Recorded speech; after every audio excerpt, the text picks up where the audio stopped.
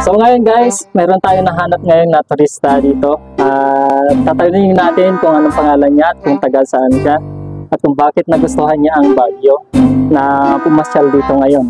So, sir, anong pangalan niyo? So, ako nga po pala si Patrick po from Taytay Rizal.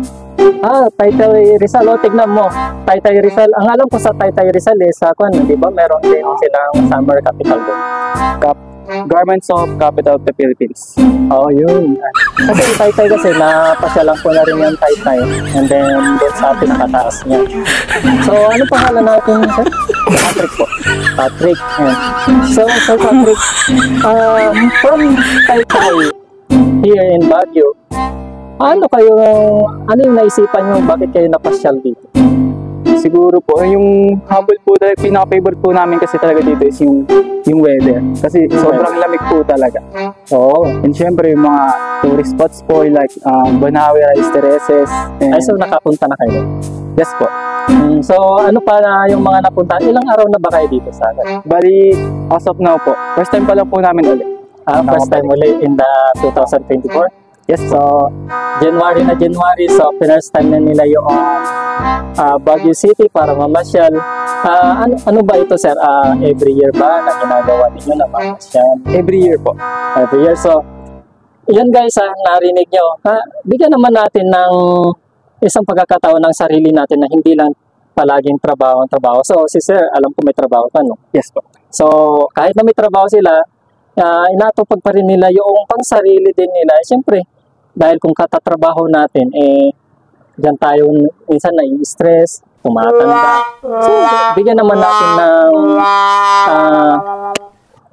kagustuhan yung sarili natin. Para sa hindi naman tayo agad na tumanda.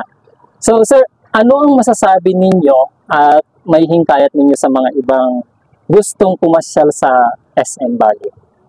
Siguro po yung talaga, yung favorite part ko po kasi talaga yung Banawe Rice Terraces.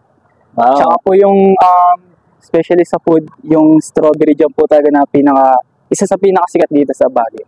Yan ang dinadaya ng iba. So, bukod pa doon, sir, I like to encourage them na pasyalin din nila yung Baguio para sa ganun, makita din naman yung hindi pa nakakapasyal dito sa Baguio. Sir Patrick? Patrick. Sir Patrick, maraming salamat dahil sa nagustuhan mo na mamasyal dito sa Baguio, and then all your friends, mga relative and other person welcome na welcome po dito.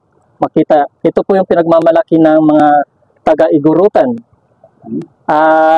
Katulad sinabi nila ay yung Rice Terraces sa Banawe.